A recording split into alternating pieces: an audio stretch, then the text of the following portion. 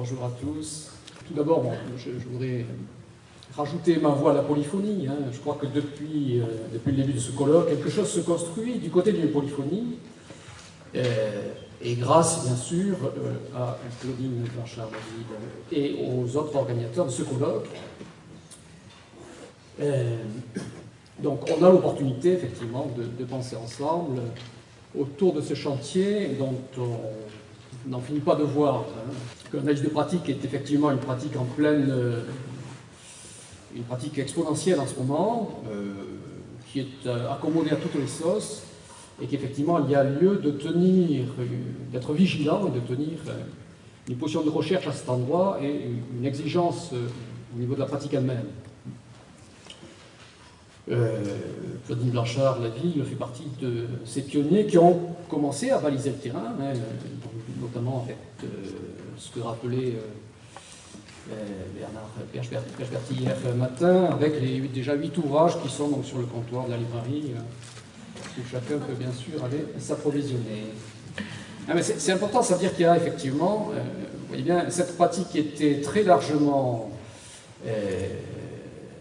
mis en acte par les analystes, mais quasiment pas théorisé. C'est-à-dire que ce n'est pas les analystes qui ont théorisé ce qu'ils faisaient. Et Catherine Henry-Ménassé, dont vous trouverez aussi l'ouvrage, parlait de pratique honteuse du côté de l'analyse. C'est-à-dire qu'effectivement, dès qu'on est du côté de l'analyse de pratique, on est du côté d'une complexité dont la pureté imaginaire du divan ne permettait pas de rendre compte. Donc on est dans cet espace de théorisation. Pour débuter mon intervention, donc je vais spécifier le champ de pratique à partir duquel j'interviens, qui était déjà mentionné par Claudine, de vous proposer quelques postulats de manière à continuer à travailler la polysémie. On a vu que beaucoup de termes hier étaient utilisés par chacun, et on ne sait jamais trop ce que l'autre veut dire. Au final, ce n'est pas si important que ça, dans la mesure où, effectivement, dès qu'on parle, on s'introduit à la polysémie, c'est-à-dire qu'on parle au-delà de ce qu'on a bien sûr l'intention de dire. Et à partir de là, ce que je vous proposerai, c'est qu'on regarde ce qui fait tenir un groupe, ce qui fait tenir un groupe ensemble, malgré les multiples obstacles qui s'opposent au lien, et on pourrait dire même spécifiquement dans cette période de transformation de ce que KS nous a proposé de nommer les garants métasociaux, qui sont effectivement en pleine mutation. On pourra s'en dire un mot si vous le souhaitez plus tard. Et je vais porter donc l'accent dans mon intervention sur la fragilité des montages groupaux et des montages institutionnels, et sur la fragilité de la position professionnelle. Si vous avez été attentif, hier, c'est un mot qui est revenu à plusieurs reprises, et on verra toute l'importance de ce mot, c'est-à-dire qu'effectivement, ces pratiques, elles ne fonctionnent que parce que le postulat, c'est que l'humain est fragile, et que les montages que nous arrivons à construire pour préserver cette humanité sont également très fragiles, et que dans la période actuelle, ils sont assez malmenés. Je vous propose ensuite, donc, dans un deuxième temps, de nous attacher au travail de l'affect dans les groupes, à partir d'une situation d'analyse de pratique. Je me suis dit qu'effectivement, puisqu'il y avait un peu de temps, on allait pouvoir aussi regarder une situation d'un peu près, et j'ai choisi de vous entraîner du côté du monde du handicap, donc du travail avec une équipe d'un CAMS ou d'un CESAT. Je crois que c'est un CESAT. Voilà, peut-être tout d'abord dans quelques précisions du côté du champ de la pratique.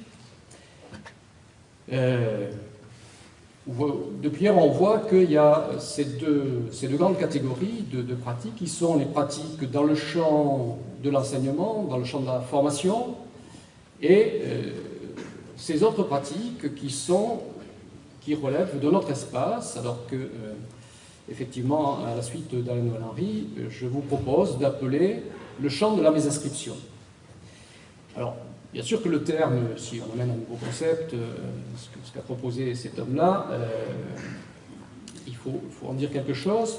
Ça me semble être une manière extrêmement intéressante de désigner toutes ces institutions qui ont pour fonction de travailler au remaillage de la trame symbolique Et bien sûr que si on parle de trame symbolique, hein, c'est-à-dire celle que tout corps social n'en finit pas de tramer pour exister en tant que tel, alors on voit qu'on se trouve aux prises avec quoi, les institutions du soin, du travail social et quelques autres, c'est-à-dire que le terme est un terme suffisamment générique pour englober l'ensemble de toutes ces pratiques qui s'intéressent à ce qui n'en finit pas, vous voyez, de faire symptôme sur la scène sociale.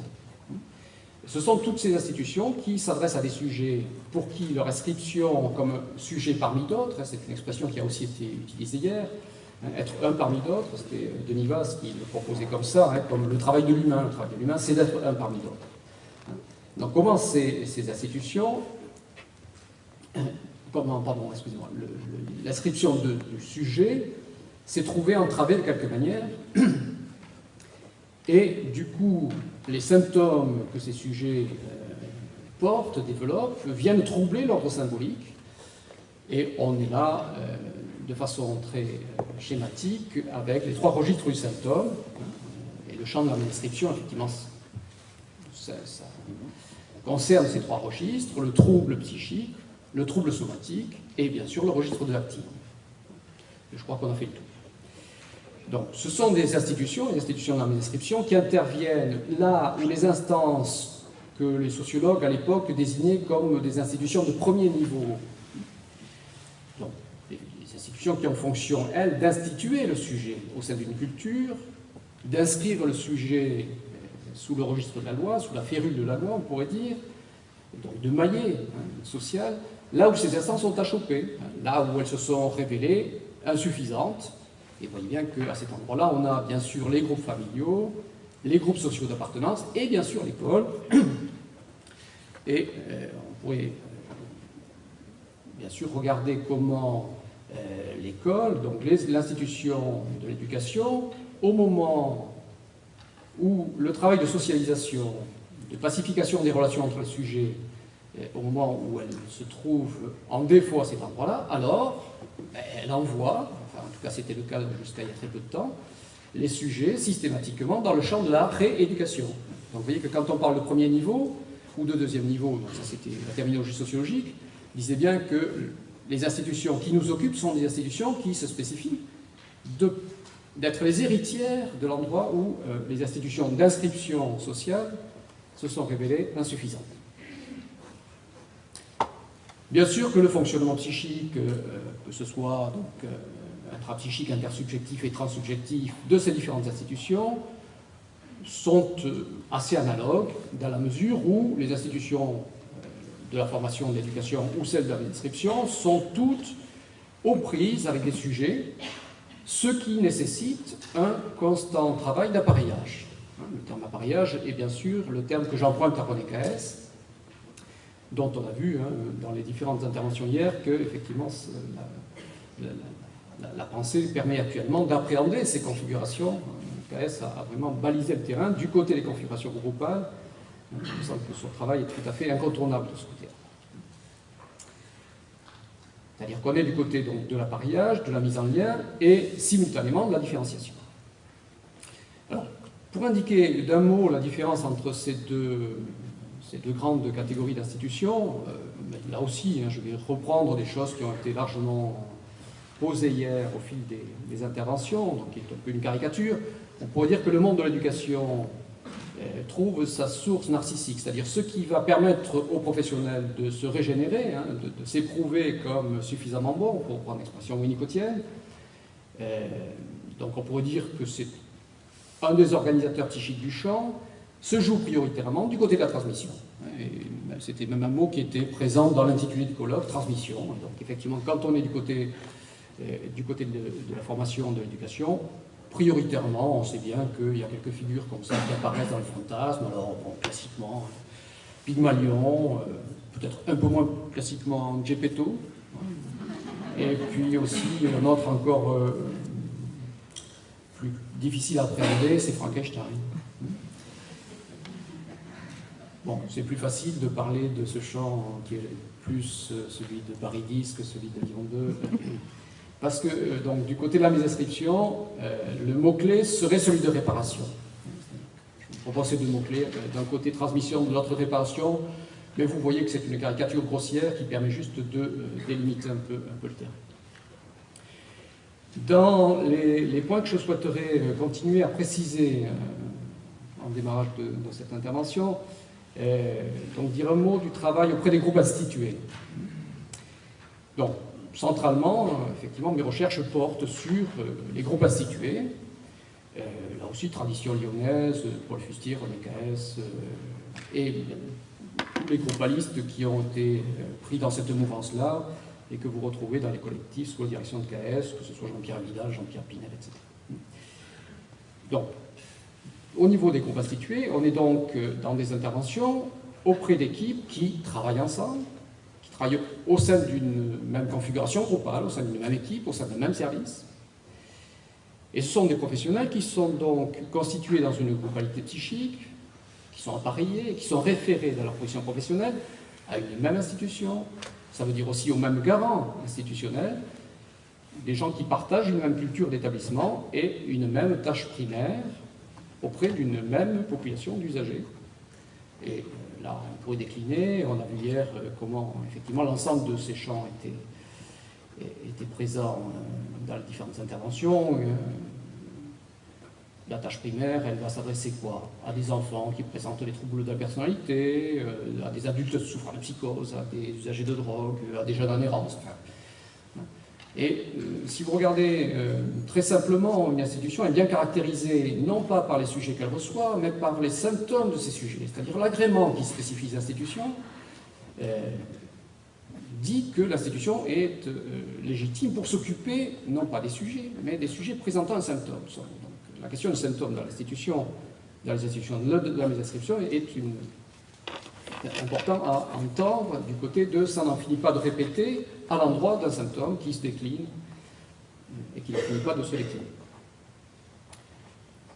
Bon, cette pratique, elle nous conduit, du coup, si on effectivement on se centre sur les groupes institués, on est dans l'obligation de prendre en compte cette dimension groupale et cette dimension institutionnelle. Et effectivement, en préparant l'intervention, je me suis dit, est-ce que c'est parce que je me suis trouvé dans la mouvance lyonnaise que je me suis intéressé à ces institutions, ou bien si c'est parce que je me suis intéressé, enfin voilà. Donc, qui de la poule ou de l'œuf, ça je ne saurais le dire. En tout cas, effectivement, le fait d'avoir fréquenté d'à peu près Alain Noël-Henry, Paul Fustier et René Caës m'a fait prendre la mesure de l'importance de travailler dans ce type de configuration.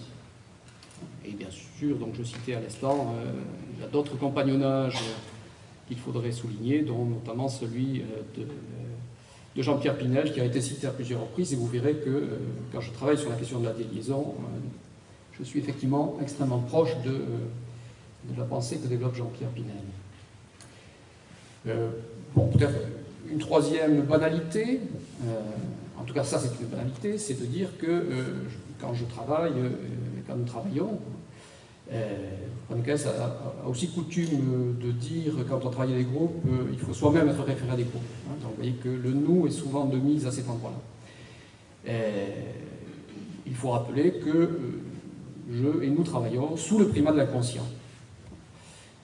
Et le primat de l'inconscient, c'est vrai que quand on prend la mesure de cette affaire-là, d'abord, ça n'est jamais acquis, et ensuite, ça a des incidences très importantes. Alors, du côté de la formation, Claudine Marchand-Laville le soulignait tout à l'heure, à Lyon 2 a été développé depuis plus de 30 ans, donc puisque c'est une institution qu'a mis en place Alain Noël-Henry, ce cursus donc, qui s'appelle la formation pratique, et à propos duquel j'avais pu dire, tiens, il fonctionne selon la blague de Freud. Mais on pourrait dire que tout trajet identifiant pour un sujet fonctionne de la même manière. Donc, je ne sais pas si vous connaissez la blague de Freud sur sa rencontre un dimanche matin avec Itzig. Oh, c'est un dimanche matin, donc si demain vous allez à Vienne, vous risquez de le rencontrer. Enfin, c'était à l'époque où Sigmund s'appelait encore Sigismund, et il se promène sur l'équivalent des Champs-Élysées de la Vienne de 1900. Et bon, à cette époque-là, il y a des chapeaux, donc on saluait beaucoup. Tiens, bonjour monsieur. Et il y a quelqu'un qui s'arrête à sa hauteur, sur un cheval, qui vient saluer. Et Sigismund lui dit, tiens, bonjour Itzig. pas fréquent de te voir comme ça, dehors, un dimanche matin. Et tu vas comme ça, de bonne heure, par ce beau temps d'automne. Et il décide de répondre, moi, j'en sais rien. Demande à mon cheval. Là, vous étiez censé rire. Hein. Voilà. Alors, Freud utilise cette métaphore pour dire quoi? Pour dire le primat de l'inconscient, c'est-à-dire qu'il dit l'ensemble de mes travaux m'ont été dictés par l'inconscient de la même manière que c'est le cheval qui connaît son trajet. Et je trouve que la métaphore est extrêmement intéressante, y compris pour travailler auprès des groupes institués, c'est-à-dire de comment on va laisser venir ce qui pulse et ce qui nous soutient de ce côté-là. C'est-à-dire comment on peut fondamentalement faire confiance à l'inconscient. Donc voilà, c'est une posture que je souhaitais quand même mentionner en préalable de ce travail. Alors, pour continuer du côté des postulats, je vous disais aussi que ces institutions de la mainscription, elles trouvent de la lisibilité à être pensées à partir du primat de la déliaison mortifère, c'est-à-dire à partir du primat de la pulsion de mort, autre manière de dire, à partir du primat de thanatos. Vous voyez qu'effectivement là, le travail de Jean-Pierre Pupinel est extrêmement important, mais également, bien sûr, celui de Jeanne Henriquez, qui a été un des premiers à parler du travail de la mort dans les institutions, en faire son article de 87. Le travail des professionnels dans ces institutions, je vous propose l'idée qu'il consiste à accueillir, là aussi c'est un mot qui n'en finit pas de revenir dans notre colloque, fort à propos, hein, il y a quelque chose du côté de l'accueil, fondamentalement, donc à accueillir la déliaison mortifère en vue de travailler à sa transformation, c'est-à-dire de tenter de faire advenir la symbolisation, ce qui n'en finit pas de se présentifier sur les différents registres du trouble et de la désorganisation dont le sujet est le lieu. Et on pourrait dire à cet endroit-là que les professionnels ont fondamentalement fonction d'aider le sujet à humaniser ses parts insuffisamment subjectives. La vie institutionnelle, on peut donc voir qu'elle ressemble à un véritable travail de Sisyphe, c'est-à-dire qu'il y a quelque chose d'incessant du côté du travail psychique qui est requis.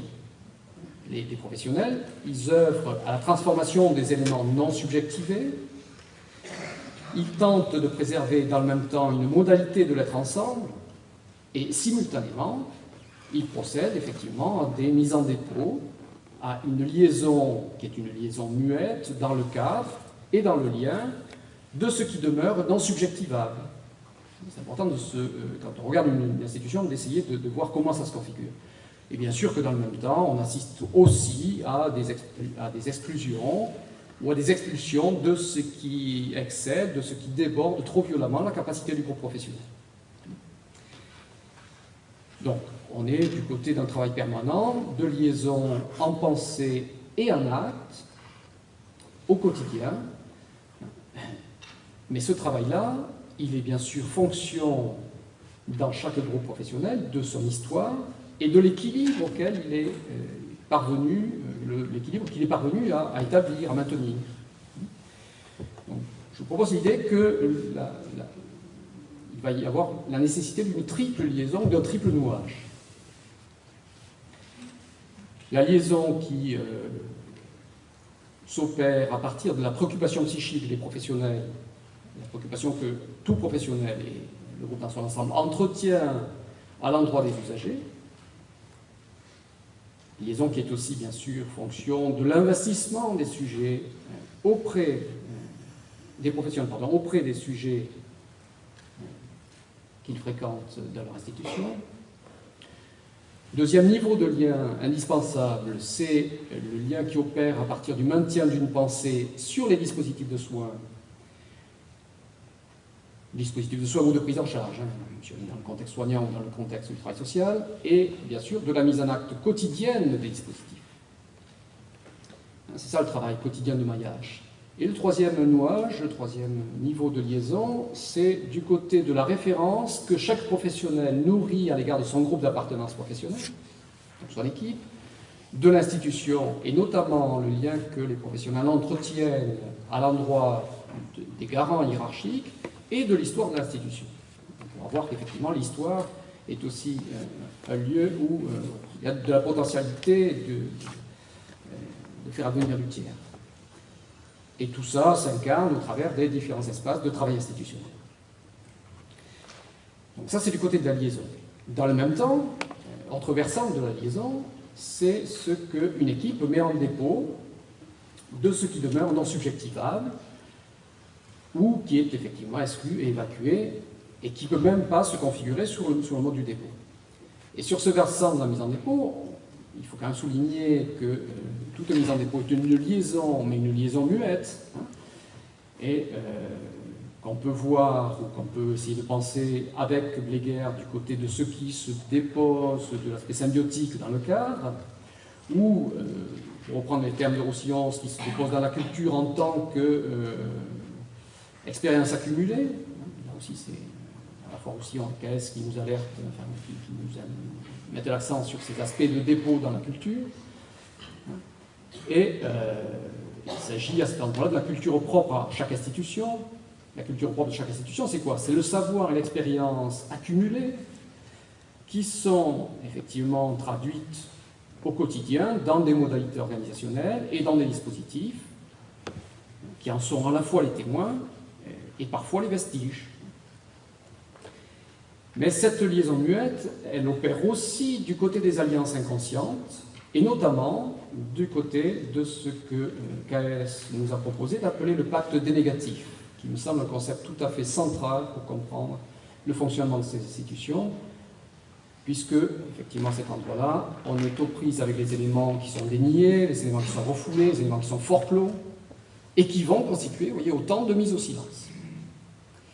Ces configurations psychiques, elles protègent le groupe professionnel d'un excès d'excitation, de ce qui, sans ça, menace en permanence de les déborder, et qui se configurent donc comme des éléments intraitables.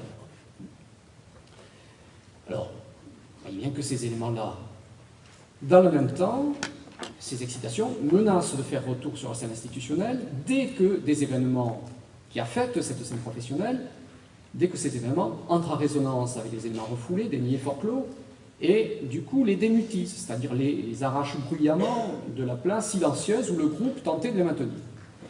Et un certain nombre de crises institutionnelles peuvent être entendues à cet endroit-là, c'est-à-dire de ces débordements qui viennent rendre bruyant, rendre assourdissant ce que le groupe tentait de maintenir au silence.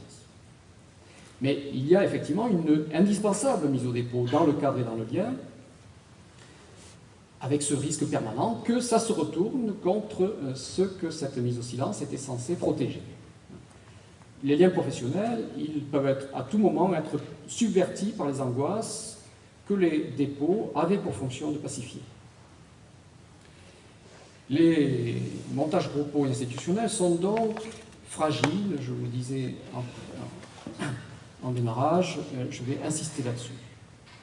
C'est-à-dire que les professionnels n'en finissent pas d'être rattrapés par la violence de l'archaïque, par la violence de la déliaison mortifère, par la destruction qu'ils sont censés transformer dès que le travail de liaison n'est plus suffisant ou lorsqu'il se trouve empêché. Et je disais déjà tout à l'heure que, effectivement, la période actuelle ne facilite pas la donne. C'est rien de le dire. Pour vous donner un ordre d'idée de... J'étais en train de dire qu'il y a besoin que des choses soient mises au silence, de manière à ce que l'excitation ne soit pas permanente et excessive. Oui, c'est une petite phrase d'ailleurs d'Alain Noël Henry extrêmement intéressante qui me vient à l'esprit et que je vous propose, dont il va retémoigner dans le petit livre. Oui, c'est la question du narcissisme et de la mise au silence du narcissisme. Il a cette petite phrase qu'il va mettre en place à partir de l'affirmation de Devreux, pas de Devreux, pardon, de Canguilhem. Canguilhem dit « la santé, c'est le silence des organes ». Et Henry dit « l'identité, c'est le silence du narcissisme ». Mais je trouve extrêmement intéressant cette idée de « il y a des choses qui doivent être mises au silence ». Et qu'effectivement, vous voyez bien, quand une institution fonctionne, alors on va dire suffisamment bien, il faut toujours mettre des guillemets à cette affaire-là, alors effectivement, c'est suffisamment silencieux, et du coup, on peut se centrer, comme j'essayais de vous le dire, sur les usagers, sur les dispositifs, etc. Voilà. Or, la période actuelle, on disait hier comment, je crois que c'était Laurence Gavarini qui insistait sur le fait que voilà, les institutions ne sont plus ce qu'elles étaient. Pardon. Donc j'étais en train de vous dire juste le milieu associatif du médico-social. La loi de 2002 exige, est en train de mettre donc en place, le fait que les tutelles souhaitent négocier avec 3500 institutions, là où il y en avait 35 000. Alors, vous voyez que posé comme ça, c'est vertigineux, c'est-à-dire qu'on ne peut plus mettre actuellement les pieds dans une institution sans voir que cette institution est en train d'être avalée par un plus gros poisson qui est lui-même menacé juste derrière d'être avalé par un plus gros poisson, qui est lui-même, etc. Ce qui veut dire qu'il n'y a rien qui peut se pacifier. Alors, sous forme de boutade, à un moment donné, j'avais caractérisé notre gouvernement actuel, mais le problème, c'est que, bien sûr, ça avait commencé bien longtemps avant, et que notre bouc émissaire, ça ne suffit pas, comme, effectivement, le primat de l'idéologie bougiste. Je vous le propose. Et puis hier, en vous écoutant, il m'était venu la formule travailler plus pour se reposer moins. Mais c'est la même idée, c'est-à-dire, vous voyez, je crois qu'on est pris là-dedans, c'est-à-dire il y a quelque chose qui ne peut pas se mettre du côté du repos, quelque chose qui est détruit du côté d'une position de repos. Alors, je vous proposerai de voir, de penser du côté du féminin, avec quelques précautions d'usage. Alors, pour sortir pour mettre un peu de chair à ce propos, je propose une toute petite vignette d'une menace d'évacuation, d'exclusion, mais qui est une situation toute banale, c'est-à-dire le quotidien des institutions, quand on intervient, chacun de vous pourra s'y retrouver. Je disais donc il y a ce qui est traitable, subjectivable, il y a ce qui va être mis en dépôt, et puis il y a effectivement ce qui excède et qu'on va avoir tendance à exclure. Donc là, c'est un service de psychiatrie extra-hospitalière, pardon. Et l'équipe, à ce moment-là, va devoir prendre en charge une jeune femme victime d'inceste. La patiente sera adressée par un médecin d'une autre unité qui prendra la précaution de signaler auprès de son confrère médecin qu'il s'agit là d'un cas d'inceste particulièrement lourd et difficile. Et l'équipe soignante va répondre d'une seule voix à partir d'une posture héroïque. On reviendra sur la question de l'héroïsme, elle est importante, ça permet de soutenir nos positions. Mais elle va répondre, pas de problème, nous, les incestes, on connaît.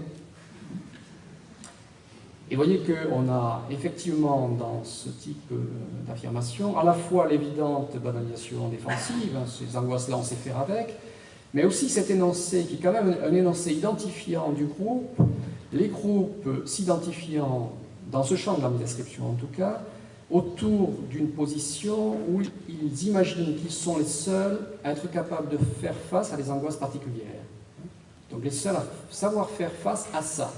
Donc en l'occurrence, ce service-là, effectivement, avait régulièrement des patientes ou des patients victimes d'inceste, et ils avaient effectivement une expérience, et donc une culture à cet endroit-là, sachant que ce qui est à ce moment-là au travail sur cette annonce, c'est une espèce de posture héroïque qui méconnaît qu'il va falloir se déprendre d'un savoir imaginaire pour rencontrer la patiente qui arrive. Parce que bien sûr, on ne peut jamais connaître et on ne peut jamais savoir faire à cet endroit-là. Avec de telles confusions déstructurantes, même si l'expérience ne compte pas pour rien, je le souligne à l'instant.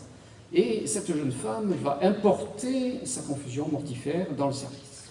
Alors, avant de développer un tout petit peu cette vignette, je voudrais clarifier l'implicite qui sous-tend la position soignante, là aussi rappeler peut-être des banalités.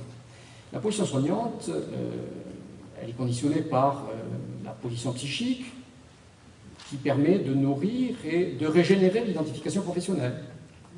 C'est-à-dire qu'il s'agit de la position à partir de laquelle le professionnel, alors qu'il soit soignant, travailleur social, et vous déclinez, se propose d'entendre tout mouvement psychique ou tout agir d'un patient dans le cadre d'une prise en charge comme un appel à l'autre, comme une tentative de sortie de ces points d'enfermement mortifère, c'est-à-dire comme une demande d'un acte. Hier, quelqu'un reprécisait le passage à l'acte et le passage par l'acte, qui a été une différenciation proposée par René Roussillon, mais on pourrait, la posture soignante, je vous propose l'idée qu'effectivement tout acte va devoir être entendu sur ce registre de la demande.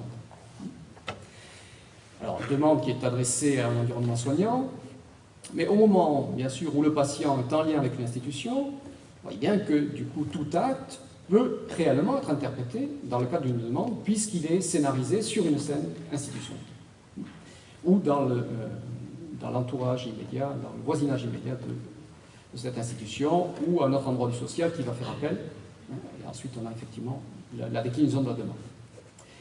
Dans le soin et le travail social, on a donc une illusion normale qu'il faut veiller à ne pas détricoter. Peut-être au passage, là j'en profite pour faire une incise, mais je suis très attentif au fait que l'analyse pratique, bien sûr, ça aide les groupes à se constituer, mais on voit que ça fait aussi beaucoup de dégâts, c'est-à-dire que ça déconstruit aussi beaucoup de groupes. Alors, c'est plus du côté des psys, je ne sais pas, par ici, ça n'existe pas, ça existe que chez les psychos, hein, donc plus tradition Lyon 2, où du coup, ils vont déconstruire sous prétexte d'avoir compris, ou d'avoir entendu le fantasme, donc ça déconstruit très vite, et donc ils attaquent une illusion qui est une illusion normale et porteuse et nécessaire pour que, effectivement, il y ait une position de méconnaissance suffisante.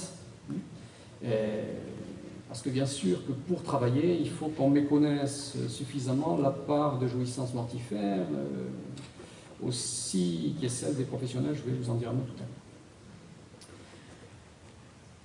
Et du côté de l'usager, bien sûr qu'on va faire la même chose, c'est-à-dire méconnaître la jouissance mortifère que le patient reconduit en se centrant sur la potentialité de transformation. Sinon, effectivement, il ne resterait plus qu'à désespérer. Mais on sait bien que le symptôme, il est toujours à double face, c'est-à-dire que le sujet veut s'en sortir et qu'en même temps, son symptôme, il y tient comme à la prunelle de ses yeux. Donc, une position soignante, elle va considérer, donc elle va opérer un forçage, vous voyez, de ce côté-là, elle va considérer que le patient accomplit sa part du soin, donc il réalise son travail de patient, son travail d'usager, du seul fait qu'il est en lien avec une structure qui est censée prodiguer du soin de l'accompagnement. Ça, c'est, je dirais, l'implicite qui sous-tend la position soignante. Pour revenir à la patiente et à ce service de psychiatrie extra-hospitalière dont je vous parlais, cette patiente qui va être accueillie va faire vivre au groupe soignant, et notamment donc, au médecin qui était son médecin référent, donc celui qui l'a accueilli, une telle violence que le premier réflexe du médecin, ça va être de se protéger de l'abjection, puisqu'effectivement on est aux prises avec ce registre-là, le registre de l'abject. Et donc, du coup, de tenir cette femme à distance, de refuser de l'inclure dans les groupes de thérapie où elle-même, la médecin, intervient. Sa tentation au médecin, c'est aussi celle du groupe soignant, c'est-à-dire, à ce moment-là, d'exclure et de ne pas donner à cette femme l'opportunité de rejouer dans ce groupe le chaos confusionnant dans lequel elle-même était prise, en faisant justement le pari qu'elle pourrait s'approprier un bout de son histoire et s'extraire, au moins partiellement, de la dépossession radicale qui la caractérise. Bon, lorsqu'on est tenté effectivement de noyer son chien, vous savez que les prétextes ne manquent pas, et là, c'était le prétexte d'une décompensation plus grave, en disant, mais si effectivement on va avec cette patiente regarder les effractions avec lesquelles elle a eu à composer, alors elle ne va pas y survivre. Alors, bien entendu que si on détricote du côté du transfert déjà en place, il y a du travail qui apparaît. Mais à ce moment-là, effectivement, premier mouvement de dire on est trop submergé à cet endroit-là, on n'arrive plus à protéger une position de sécurité suffisante. Donc je vais en profiter pour mettre l'accent sur la fragilité de la position professionnelle, la construction de la position professionnelle dans sa configuration.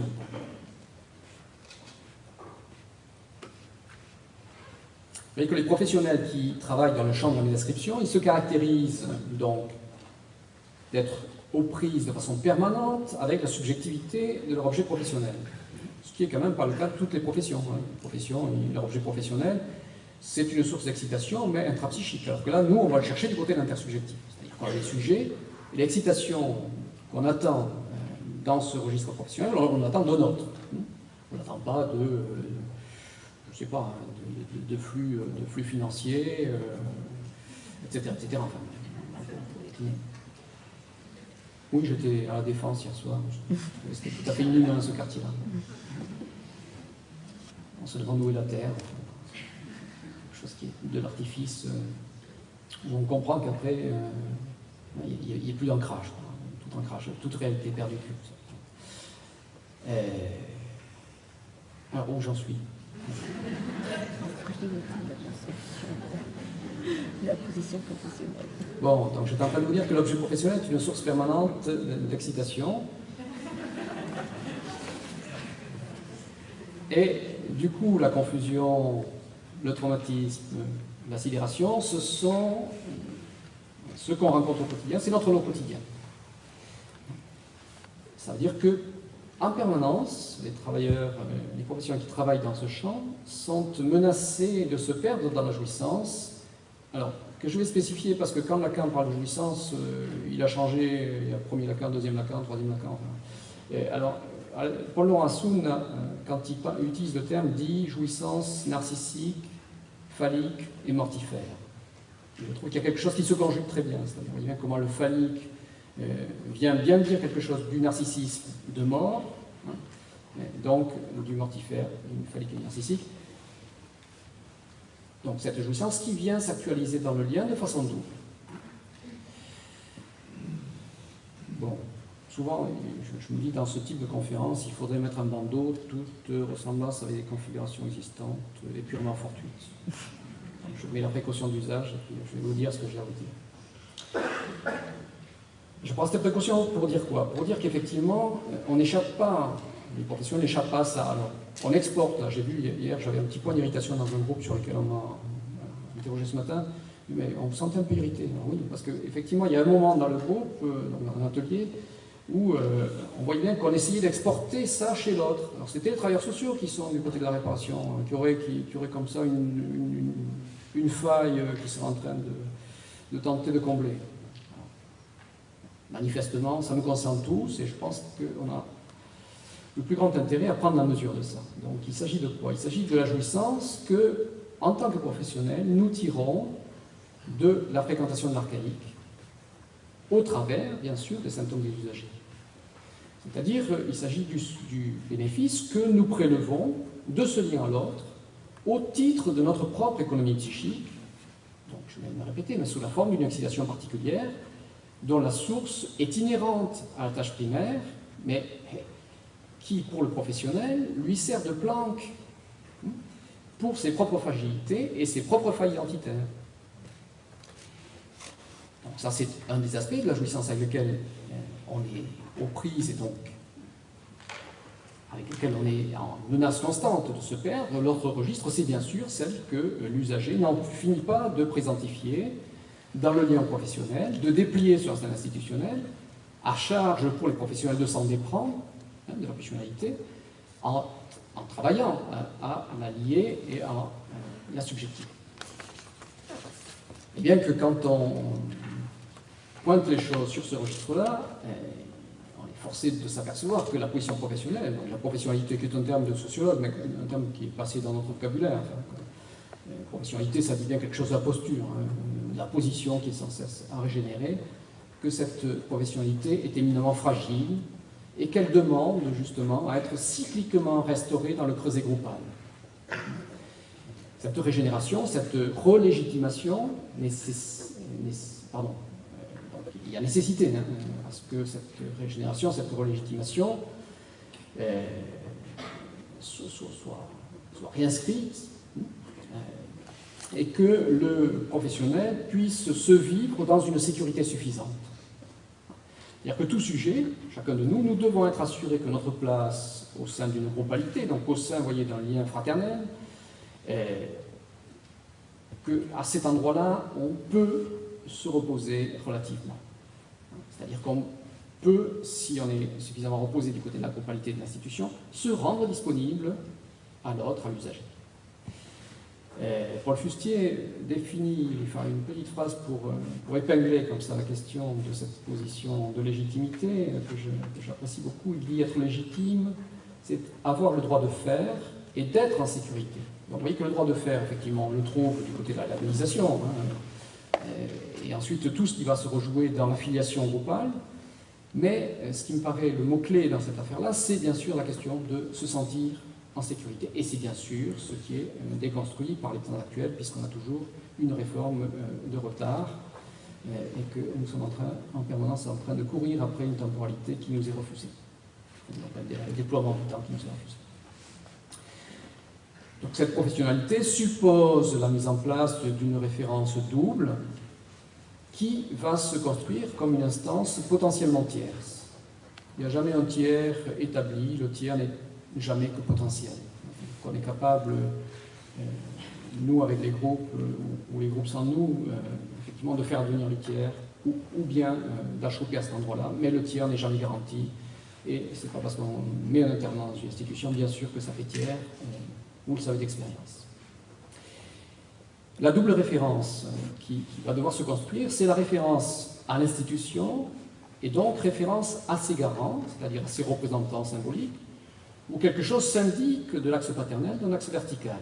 Et on pourra reprendre ça peut-être dans la discussion, parce qu'hier, l'axe paternel est un peu écorné. Certes, il est écorné, mais au quotidien des institutions, dans mon expérience, je le vois fonctionner de façon extrêmement prégnante. Et effectivement, il faut bien qu'on imagine qu'il y a un point suffisamment phallicisé, je peux dire, enfin, pour vous donner à entendre, qui résiste au chaos, hein, et que la question du paternel indique quelque chose de ça si on suit Freud dans Totem et Tabou, de ce qu'il indique de la position du père. Donc ça ne peut pas être détruit, même si effectivement les modalités en sont transformées. Donc, d'une part, référence à l'institution à ses garants, et d'autre part, référence à l'équipe, donc dans la dimension de parité fraternelle, dans la dimension horizontale. On voit bien qu'à cet endroit-là, cette double référence présentifie l'interdit, et c'est bon de rappeler que l'interdit fondamental, c'est l'interdit de prédation cannibale. C'est-à-dire l'interdit, la prédation, c'est bien l'endroit où s'actualisent les figures du meurtre et de l'inceste. Et vous voyez bien qu'actuellement, la tentation sociale de ce modèle dont on ne sait pas si on doit le nommer ultra-libéralisme, enfin, la postmodernité ou l'ultramodernité, enfin je ne sais pas, mais en tout cas, la figure de la prédation est une figure centrale de la manière dont se décline la barbarie pour les temps actuels. Bon, je parlais de la défense, la prédation financière, ça n'est la caricature, une des caricatures les plus évidentes, mais bien sûr que la prédation de nos écosystèmes nous rend assez pessimistes pour ce qui nous attend dans les quelques années ou les quelques siècles à venir. Oui, il y a toujours un fond de mélancolie chez tous les psychanalystes, donc on va essayer de le partager avec vous.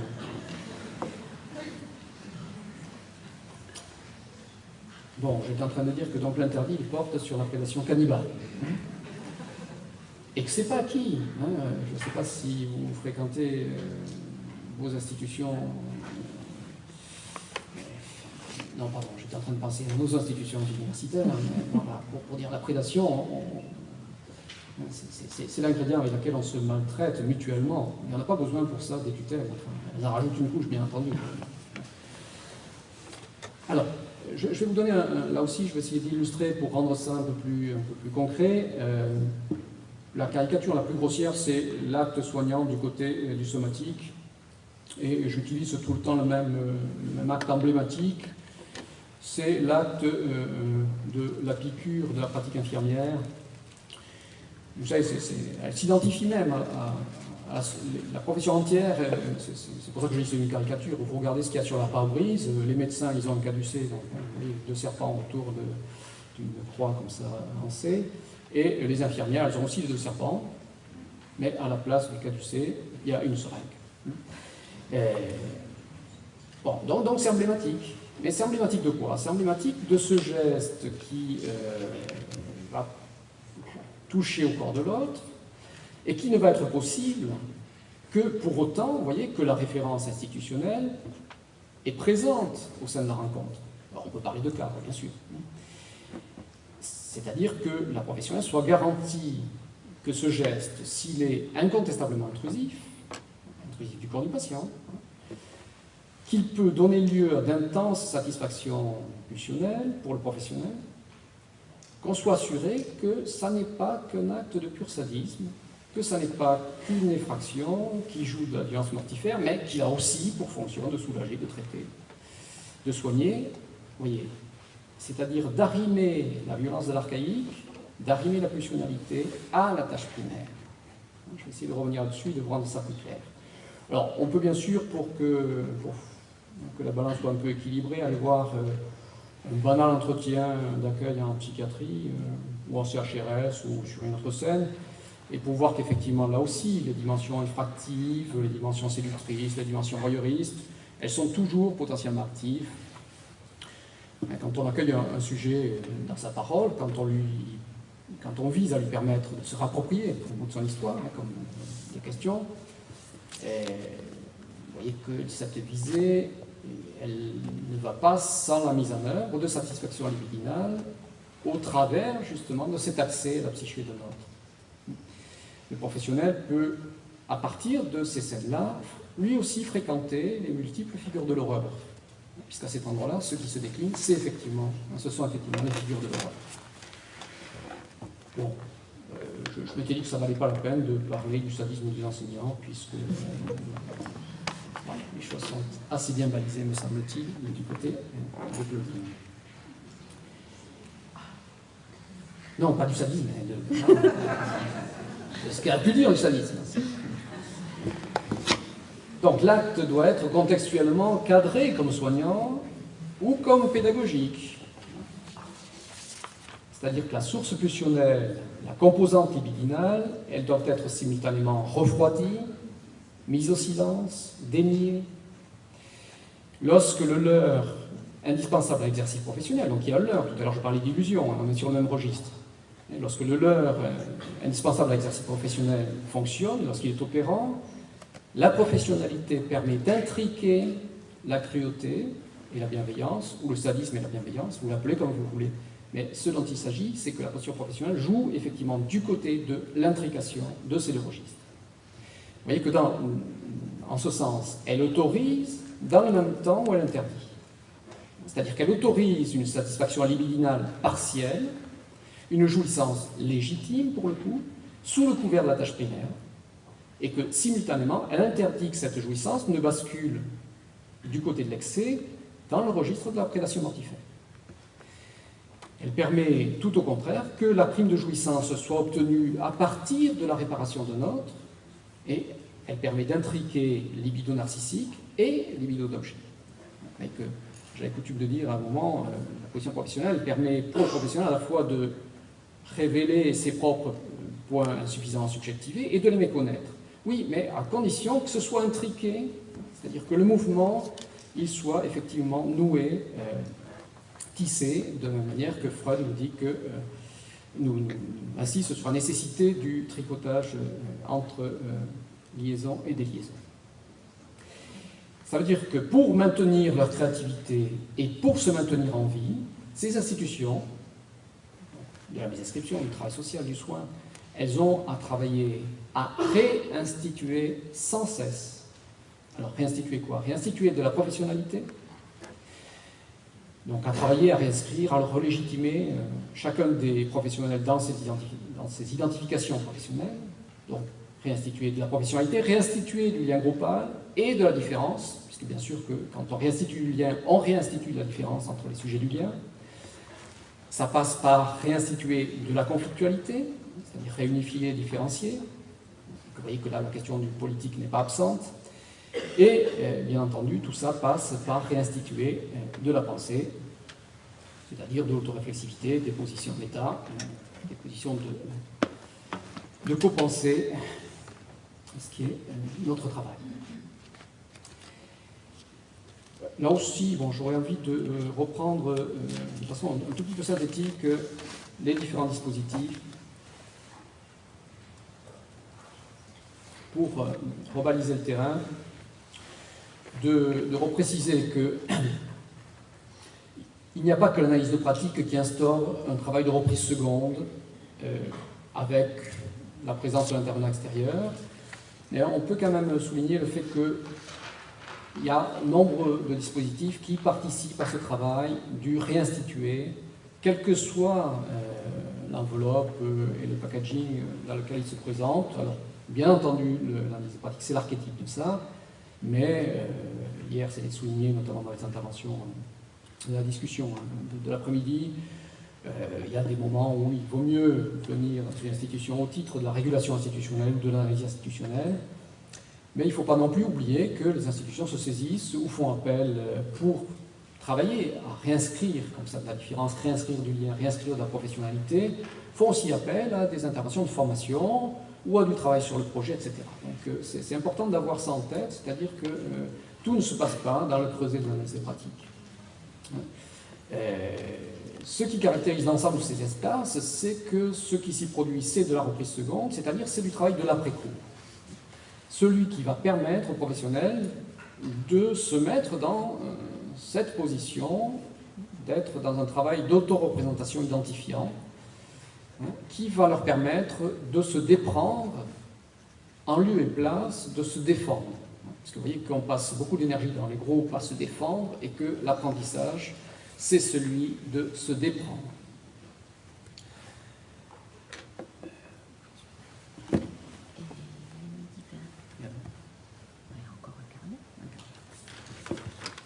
Excusez-moi, j'ai besoin de faire une petite synthèse parce que j'ai prévu bien sûr 10 fois trop. Je vais devoir serrer là-dedans. Bon, je vais essayer de venir sur le deuxième registre que je vous avais proposé dans le menu, c'est-à-dire la question du travail de l'affect dans les groupes. Je vais essayer de décliner quelques modalités de travail. Donc, on va se recentrer sur l'analyse de pratique, c'est l'objet de ce colloque, c'est notre objet de ce matin. Oui, parce que j'ai tendance à l'oublier. Donc, se prêter au lien, se mettre à l'écoute d'un patient, ça suppose d'accepter de se confronter avec des aspects mortifères, je vous le disais à l'instant, avec des jouissances morbides, insoupçonnées, là où se déclinent les figures de l'horreur. Il a été à plusieurs reprises hier mention de ces jeunes professionnels qui soit décampent, soit sont très fortement abîmés quand effectivement ils arrivent dans des groupes qui les laissent aux prises avec ce registre-là sans se mettre en lien avec eux, c'est-à-dire sans la contrepartie de la prime narcissique groupale, de l'appartenance groupale. Donc le travail suppose pour chaque professionnel que s'il accepte de se perdre, pour une part, avec un patient, c'est-à-dire, vous voyez, accueillir ses patients, c'est s'ouvrir à ses confins de l'être, à ses confins, enfin, à ses limites, dans lequel le sujet s'est perdu. Et pour pouvoir, en tant que professionnel, se prêter à cet endroit-là, il faut bien sûr être assuré qu'on va être tiré hors de cette confusion par le groupe de pairs, c'est-à-dire qu'il va y avoir, va être mis en œuvre un travail de dégagement. Dans le même temps, il faut aussi que le groupe professionnel se représente que le patient va rencontrer quelqu'un en ses confins de la solitude, en ses points de désespérance, et que d'avoir rencontré quelqu'un à cet endroit-là, il va être à même de lâcher, au moins partiellement, cette jouissance mortifère, c'est-à-dire qu'il va s'extraire pour un bout de ces clivages où il n'en finit pas de se déposséder. C'est ça le symptôme. Le symptôme, c'est un endroit où le sujet se dépossède, où il a été dépossédé. Donc il y a un leurre nécessaire, je vous disais, j'insiste là-dessus, à la préservation de la position professionnelle, qui consiste à imaginer, à penser que la confusion doit être arrimée au groupe. C'est-à-dire qu'elle doit être liée, arrimée à l'idée que le groupe est, lui, à même de démêler cette confusion. Sinon, effectivement, il y a destruction de la professionnalité, destruction de la position professionnelle. Bon, à cet endroit-là, bien sûr que les théorie du soin, théorie de l'accompagnement, elles jouent comme des soutiens nécessaires et comme des fictions opérantes Là, je vous renvoie à ce que déjà en 87, Paul Fustier écrivait de comment les institutions utilisent la théorie qui est disponible sur le marché, et à la limite, un certain nombre de théories font l'affaire pour peu qu'effectivement elles aident le groupe à s'imaginer comme capable de sortir de ces arguments mortifères. Alors, si je reviens 30 secondes à la situation dont j'ai fait état, on voit bien que le médecin et même le groupe à sa suite avaient mis en péril leur professionnalité dans le mouvement de rejet dans lequel ils se sont retrouvés pris, et que ce mouvement a pu être évité au moment où la pensée a été relancée dans l'acceptation que le groupe se fasse le témoin, c'est-à-dire un témoin qui n'est pas complice, et on sait bien qu'à cet endroit-là, la question de la complicité est éminemment importante, qui se fasse le témoin de cette dynamique dans une bienveillance retrouvée. C'est-à-dire c'est bien parce que le médecin a pu témoigner de ça dans le groupe. Vous êtes revenu là sur le... J'ai fait un petit saut là, je reviens en arrière. Donc c'était ce service extra-hospitalier. Au moment où le médecin témoigne du mouvement de rejet dans lequel il a été pris, et qu'il se sent accepté à nouveau dans le groupe, c'est-à-dire pas condamné à ce moment-là, pas complice de ce mouvement. Et quelque chose se relance d'une bienveillance retrouvée. Donc, c'est bien le travail d'après-coup qui permet de remettre en jeu, de remettre du jeu, c'est-à-dire de reconnaître ce qui est en train de s'actualiser dans le lien entre les professionnels et les usagers. Sur les territoires de l'archaïque, la violence des affects, la violence des éprouvés est d'une telle intensité qu'elle nécessite d'être tempérée, j'aime bien ce terme. Alors, tempéré, ça veut dire que parfois l'objet est tellement brûlant qu'il faut le refroidir, et parfois il est tellement glacé qu'il faut le réchauffer pour l'extraire de sa glaciation. Je crois que du côté du travail avec les autistes, certaines personnes ici présentes en ont dit des choses. De manière à ce que ces affects aient quelque chance d'être hissés jusque dans une parole chevillée au corps, c'est-à-dire qu'ils soient effectivement symbolisés. Je réinsiste sur le fait que ce travail de tempérament, ça nécessite la mise en place d'un espace de sécurité suffisante. Espace de sécurité dans lequel les mouvements les plus violents qui affectent les professionnels, et qui sont du registre de la dépossession, qui sont du registre de la prédation, de la dévoration, de l'engloutissement, de l'aliénation, c'est ça qu'on y rencontre dans le lien avec les usagers, que tous ces mouvements vont trouver un mode de figurabilité. C'est-à-dire qu'il y ait une chance que le professionnel puisse se dégager de la charge de violence meurtrière et déshumanisante avec laquelle il est aux prises. Vous voyez que la visée consiste à faire tenir ensemble ce qui se présente initialement en creux, sous la forme du clivage, sous la forme du morcellement, de la sidération, etc. Donc, la modalité habituelle qui permet la restauration de la capacité professionnelle, ça consiste à faire advenir dans la psyché du groupe les éprouvés, les affects dans lesquels le professionnel s'est retrouvé pris, de tendre à leur reconnaissance, de tendre à leur transformation, ceci, bien sûr, pour autant qu'à son tour, le groupe se prête au transfert du transfert et que l'intervenant soit lui-même investi dans une attente analogue. C'est-à-dire qu'il faut un point de croyance, ou l'assurance imaginaire qu'il existe un trajet pour se déprendre des nuages confusionnels. Et que c'est ça le travail et l'expérience d'un groupe, c'est qu'au bout d'un moment, on se rend compte qu'effectivement, on peut se reposer à cet endroit-là parce qu'on est persuadé qu'il y a un trajet qui permet de sortir de l'enfer. Donc, avec l'expérience, on voit bien qu'il y a des affects qui sont parfois reconnaissables, figurables dans les groupes, soit directement, soit par le biais d'une scénarisation du vécu à l'intérieur du groupe. C'est important, ça c'est des modalités pratiques, mais aussi de voir que la scène de l'analyse pratique est une scène où vont se scénariser effectivement des points insus. Donc, on est bien souvent dans un en deçà du représentable, donc du côté de la pulsion de mort, et la pulsion de mort, on sait qu'elle revêt aussi les traits d'une emprise mortifère qui se caractérise par l'absence d'affect, par la glaciation, ou par l'envahissement d'affects disproportionnés, et à ce moment-là, on est aussi sur le registre de la sidération. Donc le groupe à cet endroit-là, on peut lui faire jouer sa fonction de caisse de résonance groupale, de manière à révéler les affects les plus archaïques et les plus masqués,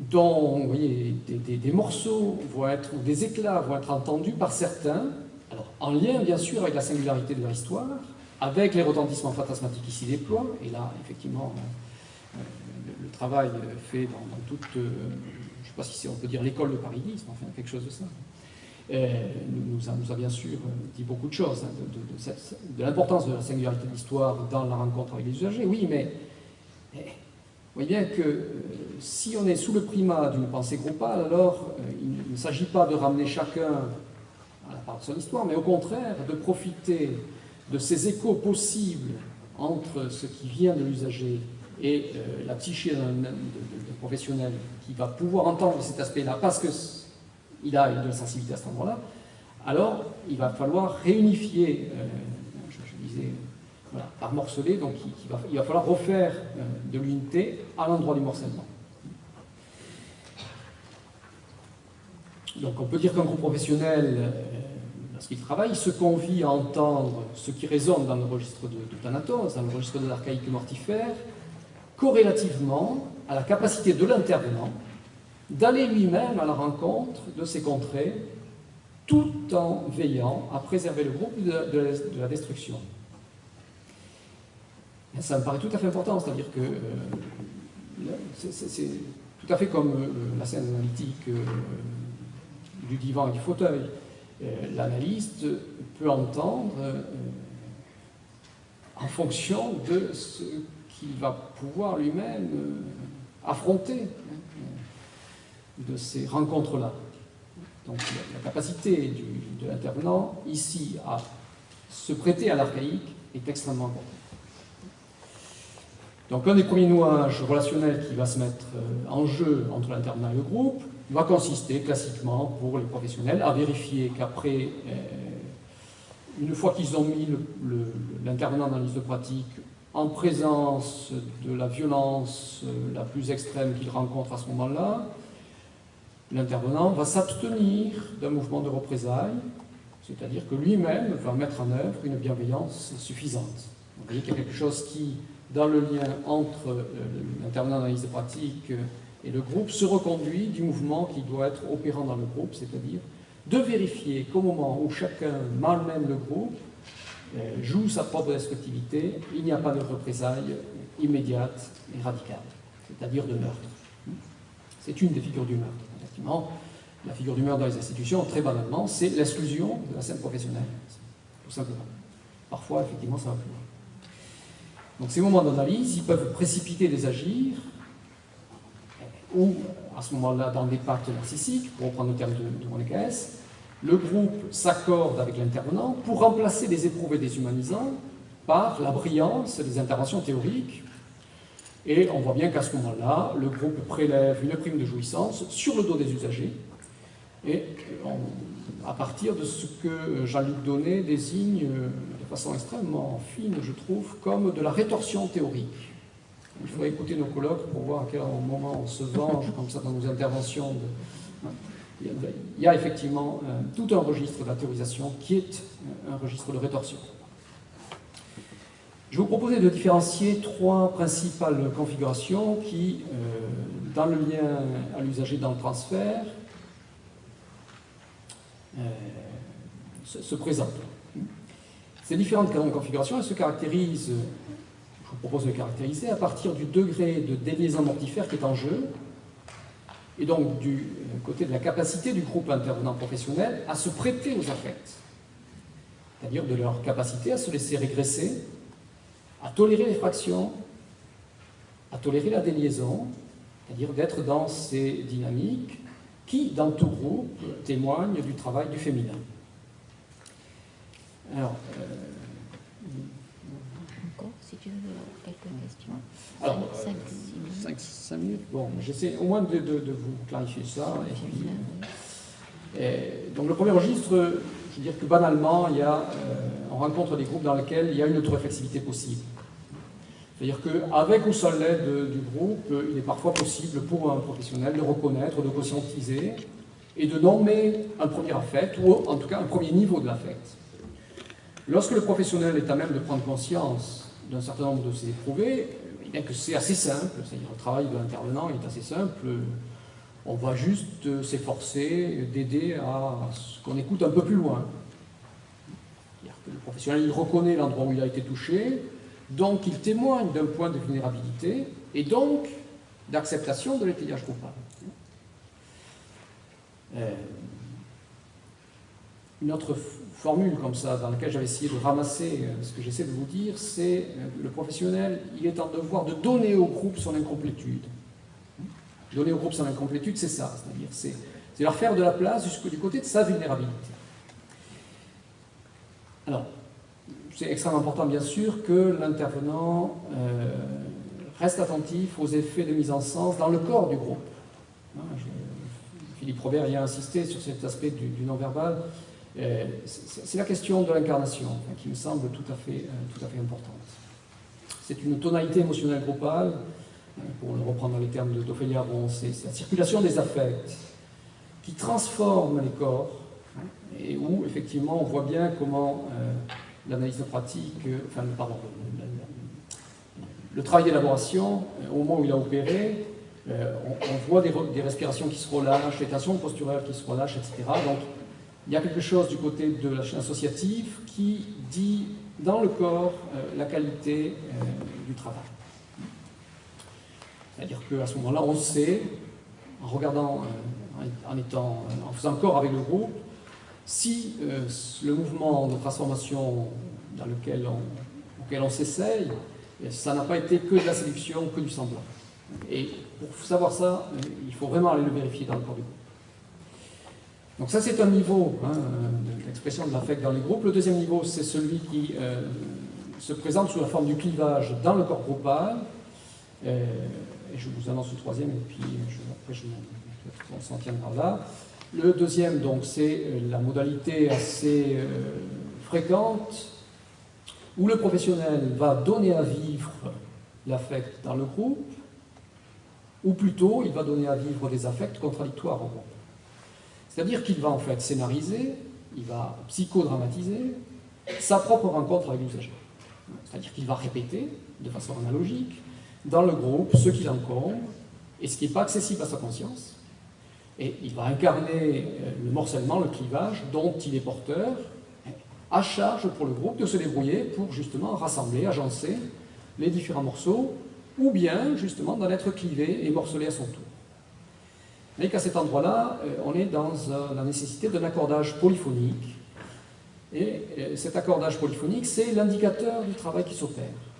C'est-à-dire que dans un premier temps, on a affaire à des oscillations qui essaient de qualifier une part des perceptions du groupe au détriment de l'autre, bon, classiquement, les formations en clivage classiques, où on est dans la discordance, et la discordance, initialement, elle se présente comme inaudible. C'est tellement discordant que ça trouble l'oreille, et elle va effectivement pousser le groupe à essayer de la réduire, et de la réduire à tout prix. Dans un temps second, on voit que si on tolère ce moment de chaos, les différentes voix, on peut commencer à les écouter comme constituant un accord possible, musicalement parlant. Et on peut décrypter les différentes perceptions, les différentes représentations de l'usager qui sont en train d'émerger comme coexistantes. Et du coup, il y a une concomitance de ces différents discours qui est tolérée. Le clivage, le morcellement, à ce moment-là, ils sont bien sûr reconnus comme tels, ils peuvent être parlés comme tels, désignés comme tels, et le travail d'élaboration permet à ce moment-là de familiariser l'écoute avec les dissonances, et les groupes, effectivement, quand ils ont une certaine expérience, tolèrent des accords complexes plutôt que de vouloir les réduire trop rapidement. Le troisième niveau de la présentification de l'affect dans les groupes, c'est l'incarnation des affects mortifères dans le corps des professionnels. Alors, dans le corps, quand je dis corps, c'est un corps psychique. Enfin, donc, il y a des situations d'analyse de pratique où l'affect, il s'incarne en creux, à l'insu de tous. Et à ce moment-là, ce qui nous alerte, c'est la glaciation, c'est la rigidification qui sont comme autant d'indices qui témoignent de ce que le sujet est pris du côté saisi et sous emprise du côté du mortifère. Et qu'il ne parvient pas à manifester l'emprise autrement que sous le mode de la sidération et, vous voyez, de ce qui va s'esquisser d'une jouissance mortifère, mais là, il faudrait bien sûr être prudent avec les termes.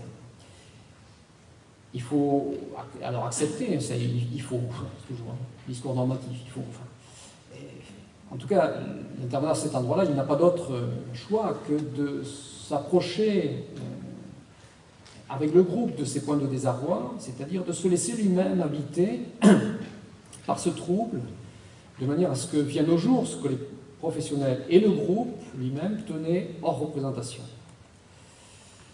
Dans ces configurations, on a affaire à des charges qui sont encryptées. Hier, il était fait référence comme ça à la crypte. Donc, ces charges encryptées qui sont portées par des professionnels, qui sont très souvent pas ceux qui ont initialement attiré l'attention du groupe sur la prise en charge de l'usager. C'est-à-dire que c'est une autre personne du groupe qui était silencieuse, qui n'a pas proposé de parler dans cette séance-là, qui va être concerné donc de façon périphérique et qui va, au cours du travail, se révéler porteur d'un vécu, source de sidération, source de honte, en écho direct avec ce que vit le patient ou ce qui se vit dans la famille. Et c'est à cet endroit-là que je dis, que je parle du corps du groupe, qui opère dans une distribution scénarique, c'est-à-dire que les places, effectivement, sont scénarisées. Donc j'avais initialement en tête de vous parler d'une situation comme ça, où, au moment où, je vais finir là-dessus, quand même, ce que donner un peu de chair à ce propos, il s'agissait d'un enfant donc, dans un CESAD qui est un enfant atteint de spina bifida. Le groupe était très en difficulté autour de cet enfant et avait beaucoup de mal à élaborer là autour. Donc c'est un groupe pluridisciplinaire, hein, vraiment. Il n'y a pas autant de pluridisciplinarité, enfin j'en ai jamais rencontré autant que dans ce type de configuration CAMS ou CESAD. Donc il y a peut-être 10 professionnels de professions différentes.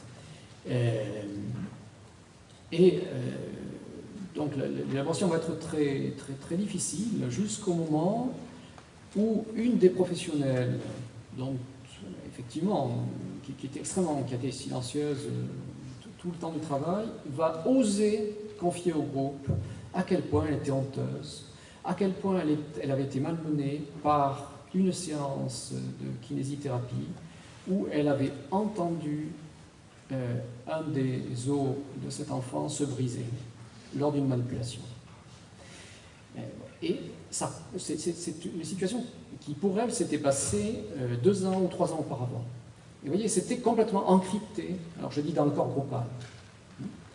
Et c'était bien autour de ça que fonctionnait, qui était plutôt englué cet enfant et sa famille dans effectivement un fantasme de meurtre, un fantasme de on casse un enfant, on détruit un enfant, on met à mort un enfant. Voilà, c'était aussi pour illustrer quand même ce que j'essayais de vous dire du côté de l'affect. Bon, c'est un peu plombant, mais effectivement notre matière première est de ce côté-là, sachant que nous travaillons à la transformation. Je vais m'en tenir.